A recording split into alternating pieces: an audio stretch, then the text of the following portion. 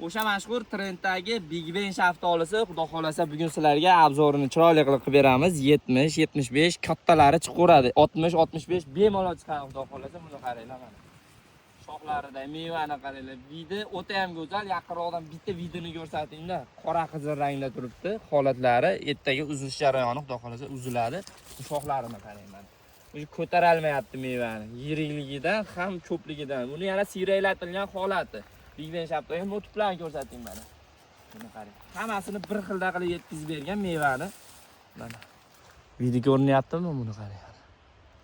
O'ta go'zal holatda vidlari ham mana ulari ham turibdi.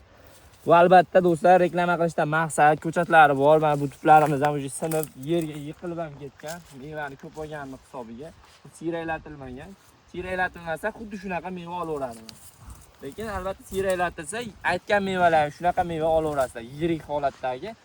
Hozirgi kunda hamma bozorda 40 ming so'm sotilyapti mana shu narsa. Kamida 40 ming so'mdan.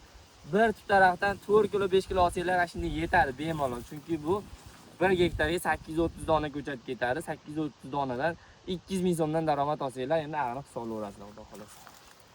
Mevalari zo'r. Ko'chatlarni xarid qilinglar. O'zbekiston bo'ylab ekib berish xizmatlarimiz bor albatta.